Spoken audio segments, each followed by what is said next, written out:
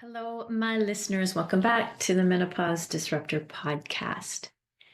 If you are listening in real time, you're probably wondering why it's taken me close to 2 weeks, maybe even more by the time I edit this, to put out another episode. And I just want to say that between the end of February, when my last episode came out with Dr. Jenna Dunlop on late adult diagnosed ADHD with menopause, which is doing quite well, by the way.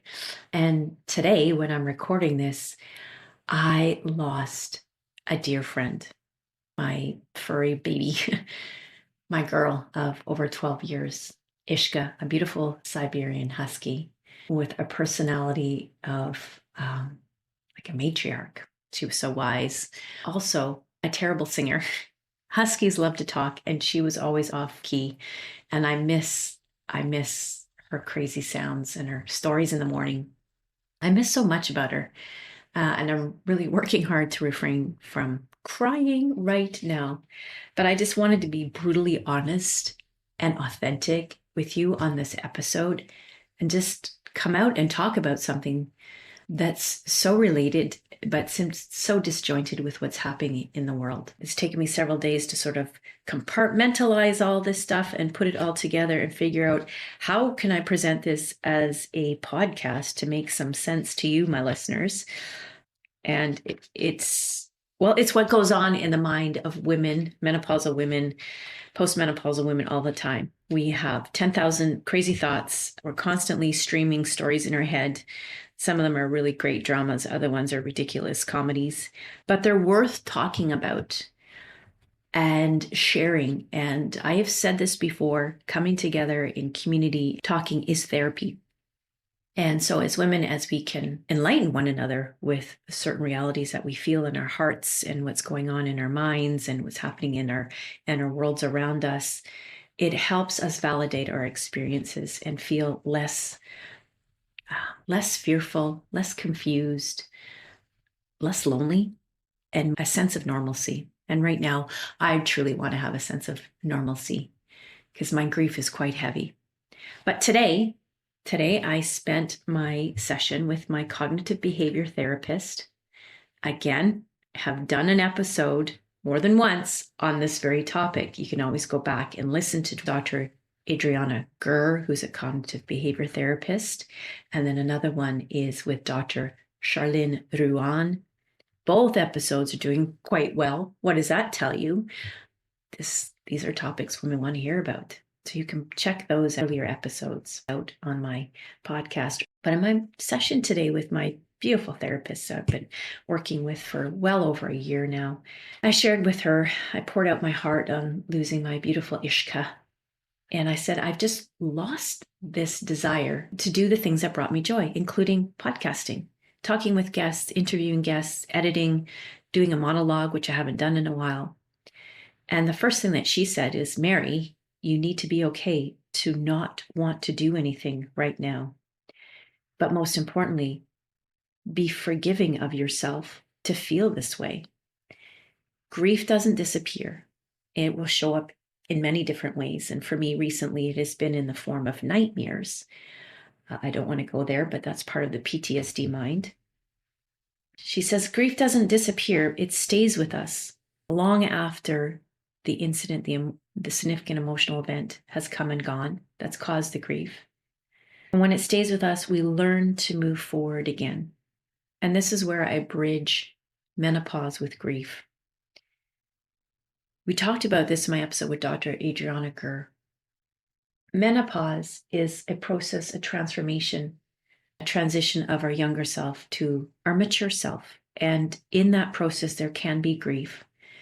We mourn the old self, the younger self full of energy and dreams and aspirations and vitality and great health, which we can always maintain. But nevertheless, we grieve who we were before. And we grieve, a part of us grieves how menopause has been dealt with, talked about, acted upon, and ultimately treated. That's a grieving process in itself.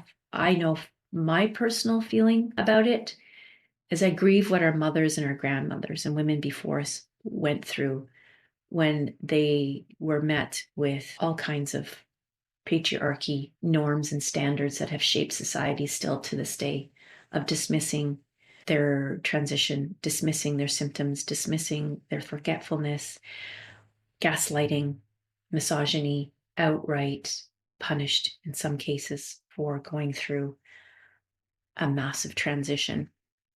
So grief in itself is very much tied to menopause. And I'll go back to what my therapist said again this morning. Grief doesn't disappear. It stays with us long after the incident or the emotion has passed.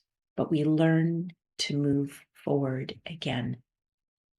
Menopause is not only learning to move forward from our younger self to our mature self, it's learning to move forward with wisdom of all those experiences, good, the bad, the ugly, that have shaped who we are today in this journey, and accept from the perspective of an observer of what our journey has entailed, the mistakes, the mistries, the failures, which are not failures. Napoleon Hill says there are seedlings to success. All those transitions that we go through is shaping who we are today as wise women, and we move forward again with a sense of dignity and pride.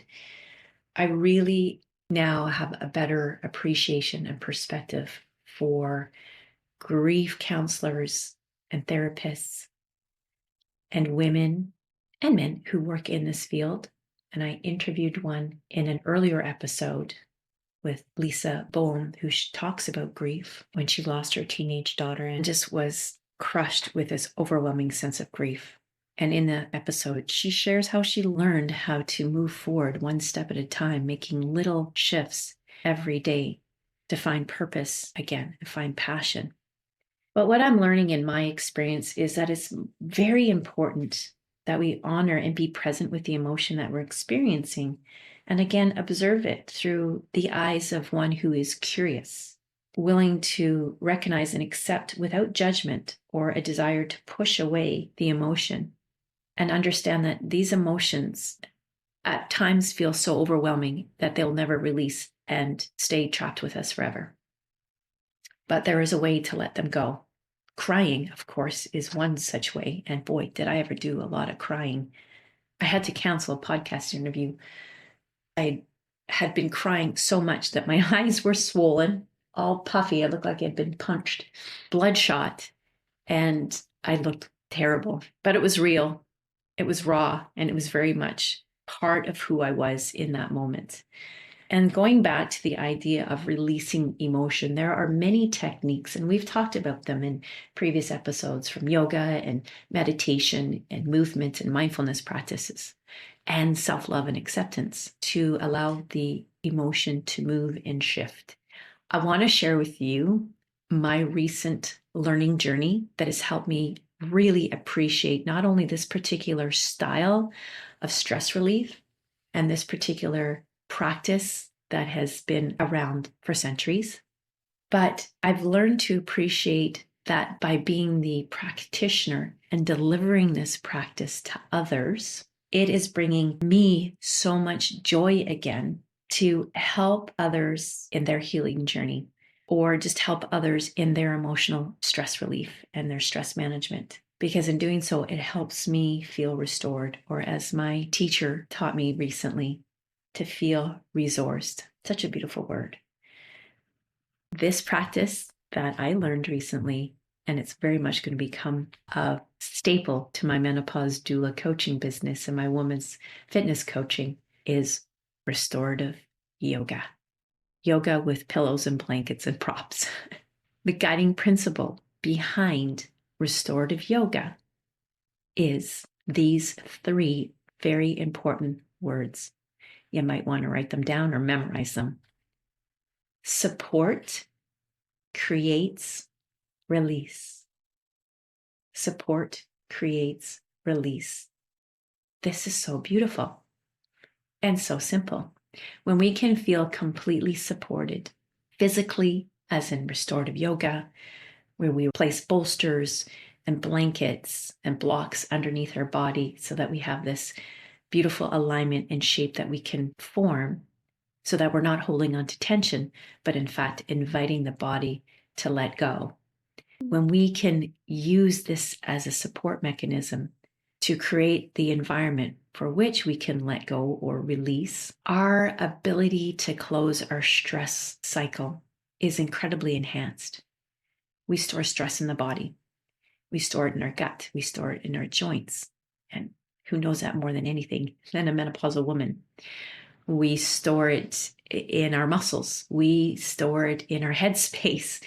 We store it in our hearts. Stress, from a physical standpoint, causes our cortisol levels to rise, our adrenals to fire. And over time, that puts us in a state of dis-ease. And I speak about this often in past episodes. And this dis-ease, or lack of ease or flow of allowing those emotions and stress to go, gets stuck. And over time, it manifests physically into chronic illness, disease, including cancer.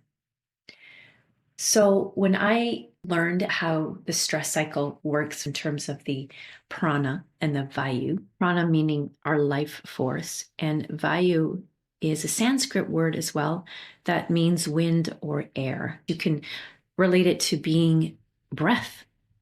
And taking it a little bit further, in Hindu philosophy, there are 5 basic manifestations of prana in the body.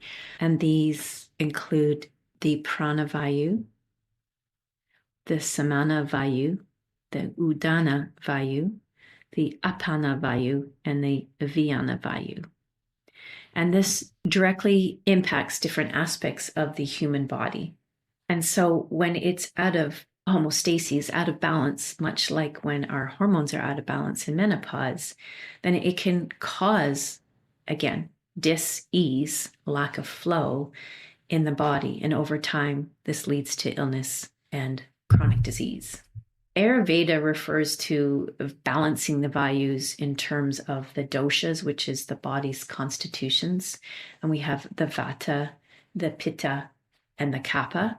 And the reason why I'm bringing this all together in this topic about restorative yoga and dealing with grief and the comparisons of grief with menopause is that in my restorative training, I really had a deeper appreciation when we brought in many ancient practices and knowledge and wisdom in Ayurveda and in Hindu philosophy to a practice in Western culture that has now been viewed more for exercise, and that restorative yoga for some people is not high energy enough or is not enough exercise.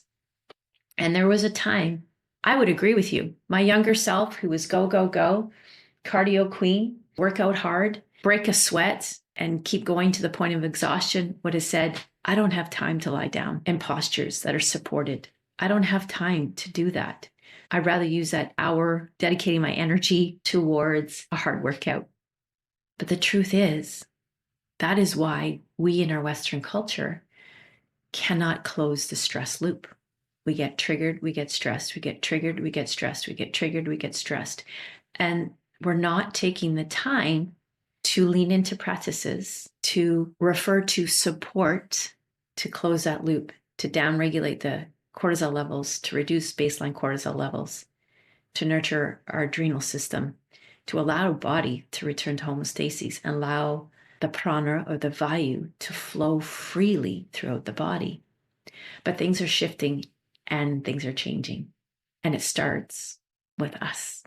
That change happens within ourselves.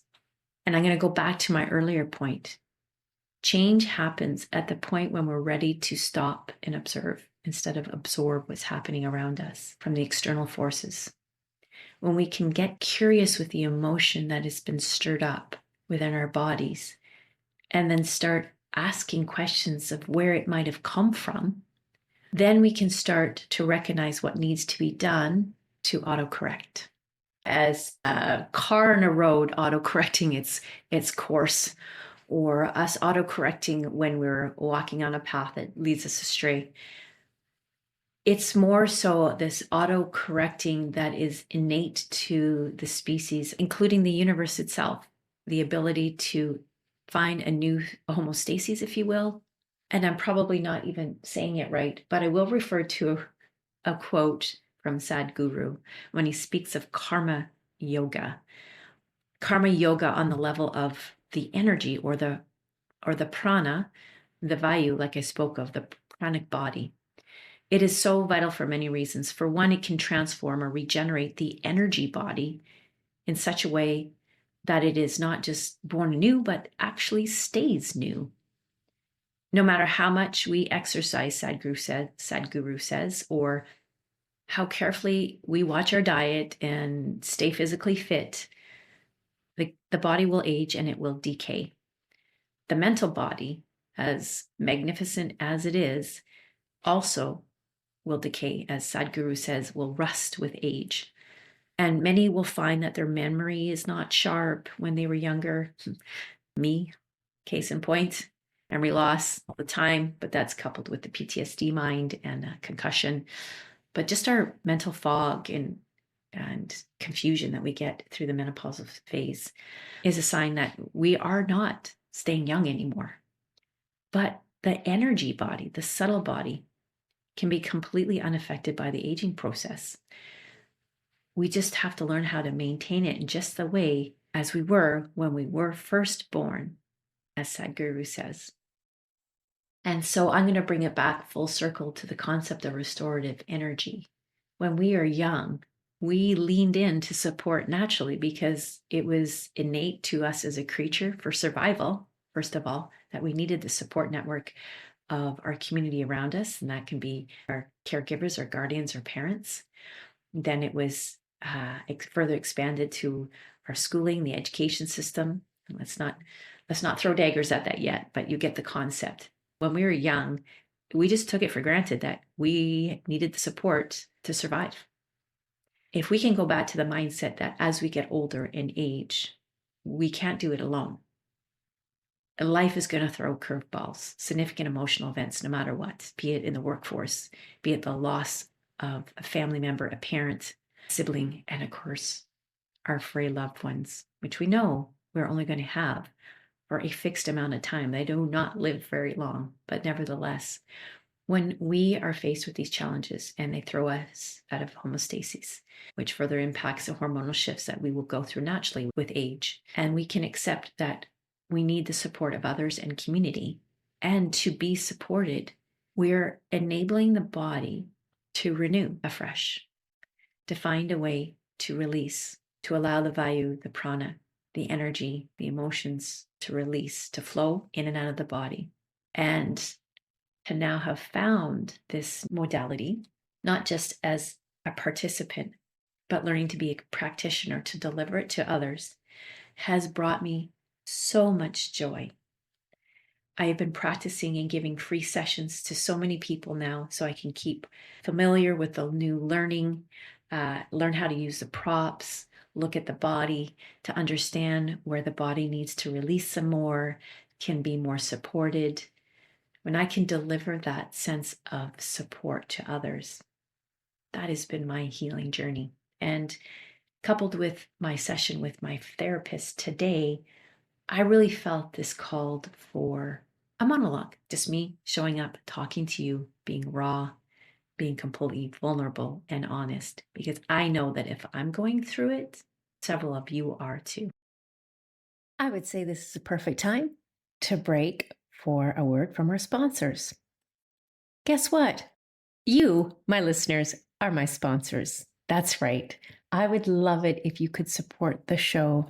Helping me will help bring these amazing episodes to you each and every week, just packed full of information to help you on your menopause journey. And to support the show, all you have to do is go into the show notes and click just above where you read Meet Your Host. In green is Support the Show. You click on the button and it'll bring you to a page where you have the option to donate monthly, 3, 5, 8, 10. You can be a loyal supporter for as long as you want with recurring fee as little as $3 a month and opt out at any time. Each investment goes directly back into producing episodes with even better content, improved audio quality, and will go a long way in bringing great guests onto the show.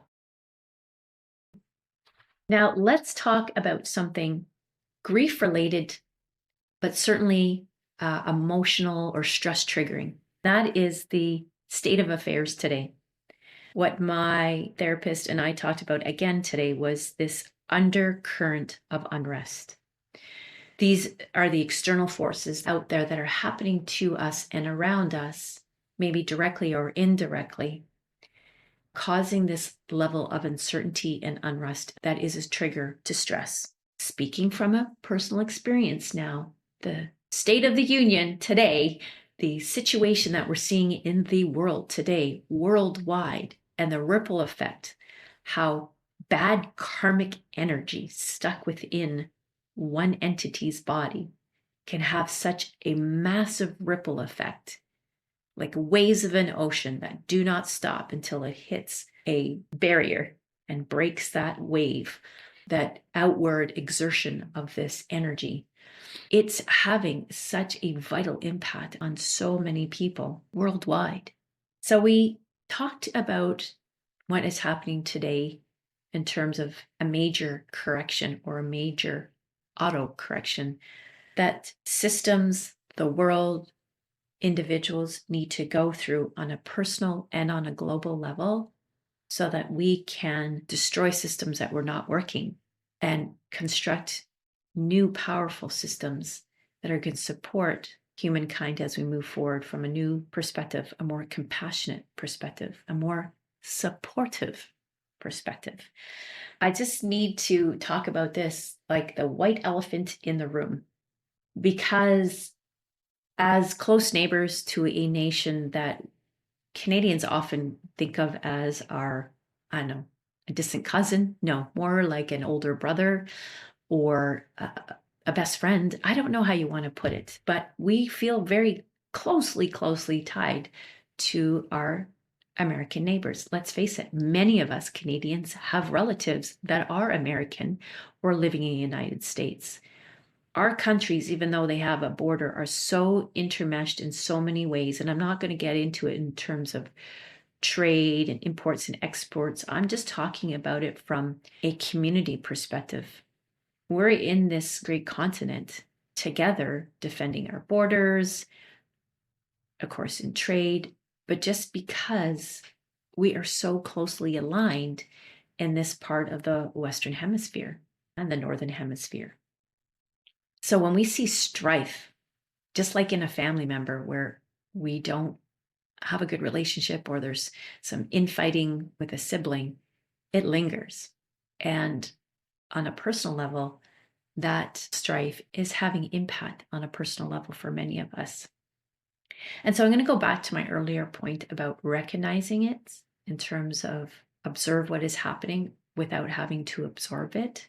And then recognize what needs to happen in ourselves in order to be part of this major correction.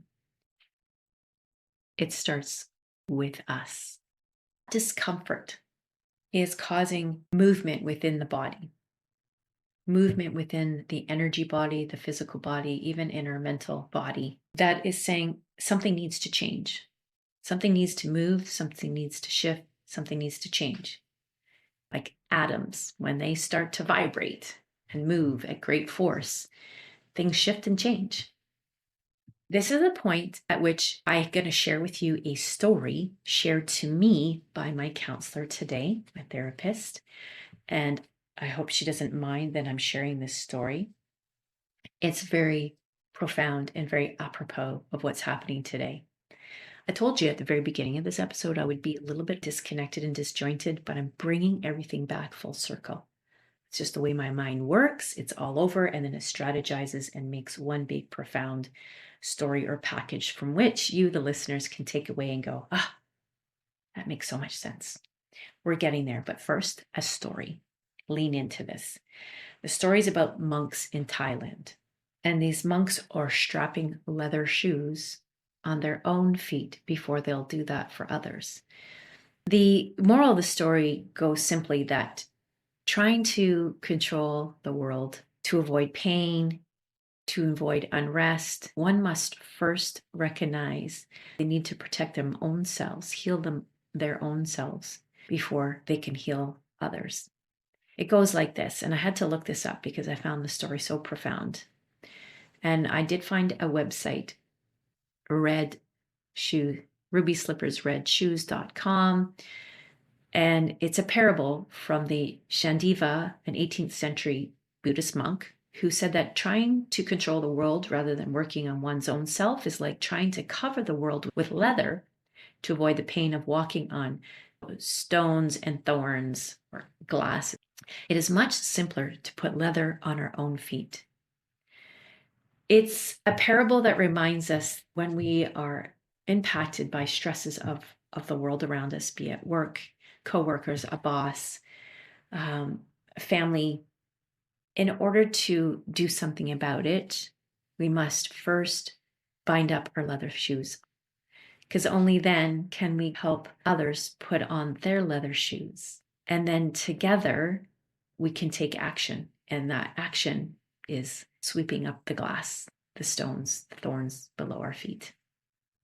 When we recognize that parts of us that need to be healed inside, or recognize that things need to shift because the way we were going through life just wasn't working, and we can't keep doing the same things that we've been doing all along and expect to make a difference. And menopause is very much a transition, a fork in the road where we realize there are parts of us that need to heal because they will come up. The estrogen egress in the body, and I speak about this a lot, it reveals to us things that are broken, need fixing, haven't had a chance to heal.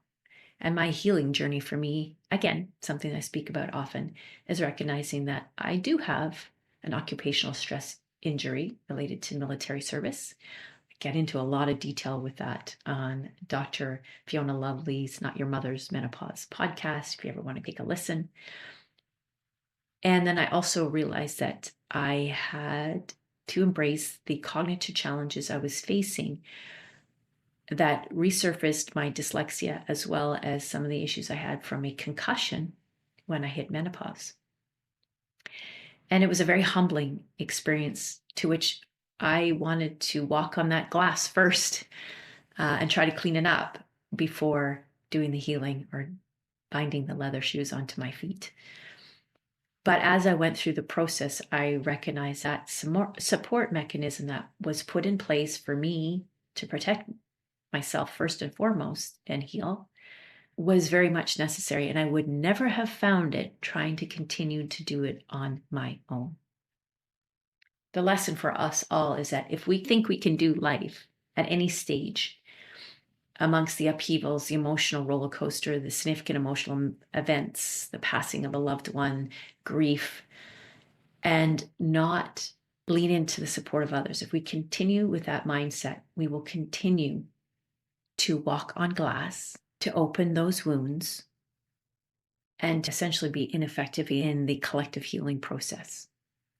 But when we reach out to others and say, I'm going to need the support of somebody who's not only has lived experience, but has leaned into the journey and know exactly what I'm going through to support me. And specifically, I'm referring to therapists and coaches. Then we actually are opening the door for a beautiful healing process. We're getting into what's called the flow. We're getting into a position of being curious in the mindset, but also accepting and open to receive whatever abundance comes our way. Healing, prosperity, wisdom, wealth, whatever your abundance looks like. But it's first recognizing and second accepting. And completing my restorative yoga teacher training as a nice complement to some of the teacher trainings I've had so far, as well as the menopause doula and the women's coaching specialist certifications I have received in the past few years, is that missing piece that really brought my healing journey full circle, but more so made it more purposeful. There have been times I have felt imposter syndrome. I have been riddled with overwhelm, paralyzed to the point where I'm indecisive, analysis paralysis, cannot move forward, won't take a risk or a chance. and denied myself opportunities to grow and to develop and even tap into receiving some abundance. That self-doubt is fear rearing its ugly head once again. And if you have a PTSD or any traumatic brain injury, you'll understand that the mind plays tricks on you to keep you safe, and it'll use fear and self-doubt to paralyze you. And a lot of women who enter into menopause are paralyzed to the point where they know they need to do something, they just don't know where to turn. And so they refer to conventional, traditional means. Let's go to our doctor. Doctor knows best, right?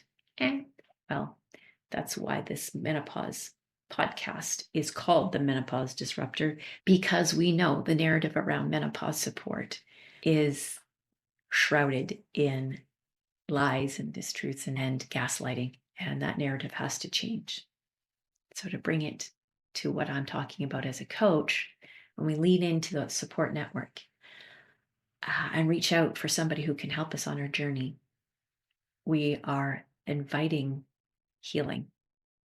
When it comes to dealing with what we're seeing in the world today, and if you're of the mindset like I am, that as crazy as it is, it's purposeful because there needs to be a major shakedown, a major disruption. Shiva meets Shakti, Shakti, the deity of destruction. Once they meet each other, the yin, the yang, the light, the dark, the feminine, the masculine are perfectly united and find balance, homeostasis. But in order to do that, there needs to be this massive destruction before we can transform. Sounds like menopause. Then we will have a better understanding, a better acceptance of what is taking shape in the world today without absorbing it, just observing. But we need to be active participants and sit in that discomfort and start to move about to activate the healing within others. Heal yourself, you heal others. The monks got it right. Strap on the shoes yourself first so that you can be useful for somebody else. And together you can get to work in cleaning up the mess. The mess that needs to be cleaned up can't be done by the old way of thinking, the destructive power. That's not sustainable. It's just a show of force and might. And over the long term, it will run out of steam. It needs to be a quieter force, but a force of power, still an external force, but backed with good intentions. When women come together to support each other, when women take on learning, training in their healing journey, they do it from an intention of, I want to heal myself first before I can be useful to others. That is our why, whether we're actually consciously aware of it or not. We tend to lean towards and are attracted to things that help us understand our journey, our history of pain, help us understand to cope. And then we get these so many aha moments and say, I want to share that with others. I want to teach that to others. And then we go out and we give it a try. And that is not imposter syndrome. That is innate to who you are as a healer, as a wise woman, that you will step into. As long as women are alive to go through menopause, they will step into this journey and step out on the other side. If they embrace the journey, leaning into the full support that they need to get through the journey, they will step out on the other side, a wise woman. And to paraphrase the Dalai Lama in such a way, he said, women of the Western world will bring compassion to the earth or to heal the planet, something to that effect. And when I heard that paraphrased from somebody else who's paraphrasing somebody else, it struck a chord. And just on that idea of somebody quoting somebody else, that is the energy that I'm talking about. Ripples of a wave. They transcend, they reach out and they touch you. And when I heard that, it lit up something inside of me. It struck a chord. It touched me deeply. Aha. How do women of the Western world help heal the world or bring compassion to the world? We have to do it with our quieter power, our wisdom.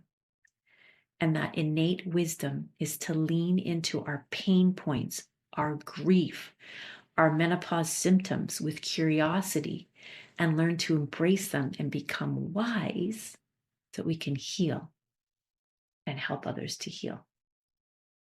Bind our feet with leather first to help others, and collectively we can sweep up the stone, the thorns, the glass, clean up the mess. That is the quieter force.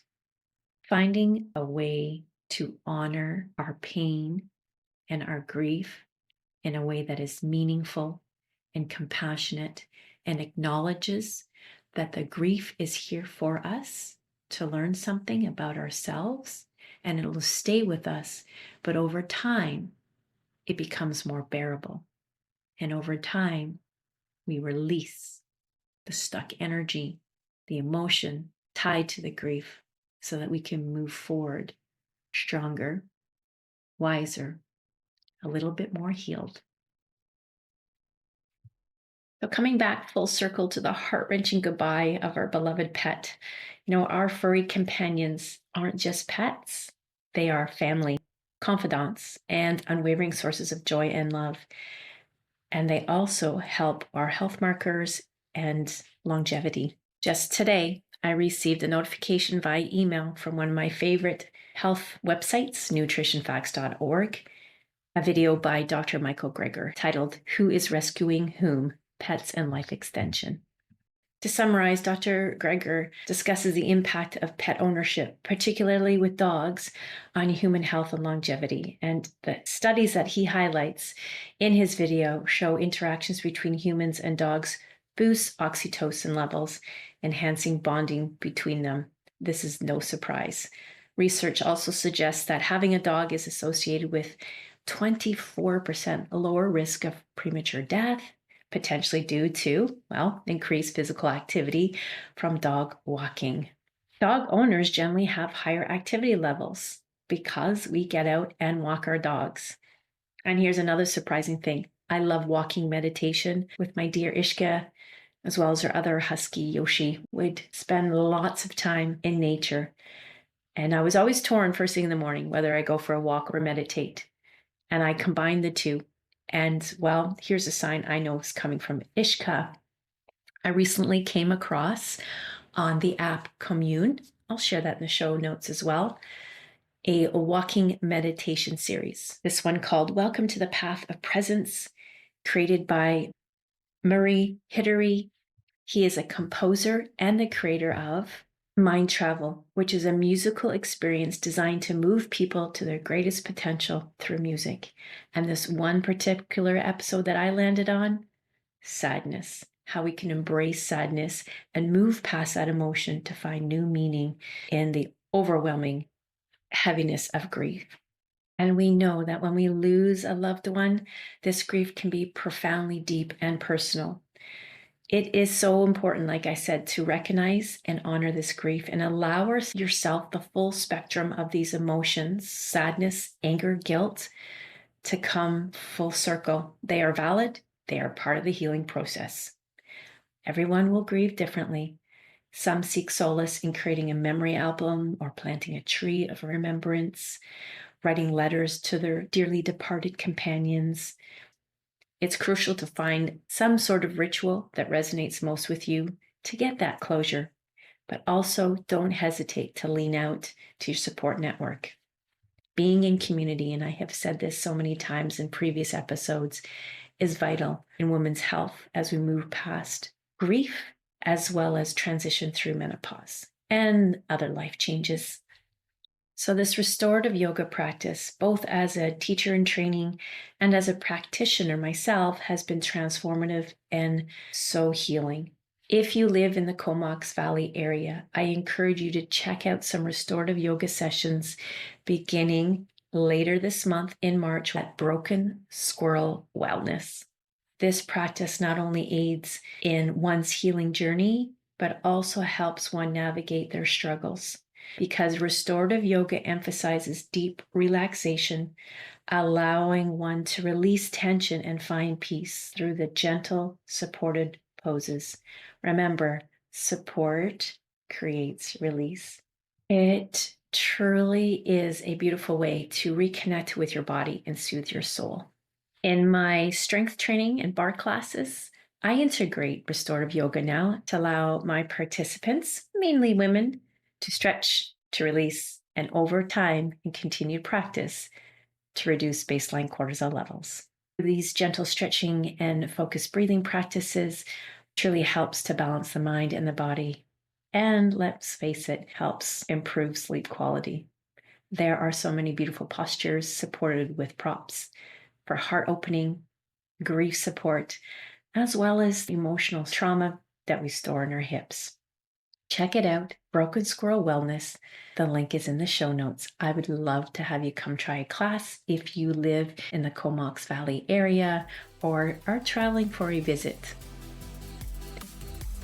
And that, my friend, is how I take my story about losing my fur baby, Ishka, and wrestle with the pain, combine it with my healing journey, learning about restorative yoga as a beautiful complement to my women's health coaching, specialty training, and of course, as a menopause doula, weave in real-world events, tap into a Buddhist metaphor for healing, and deliver to you a podcast episode in a little under 45 minutes.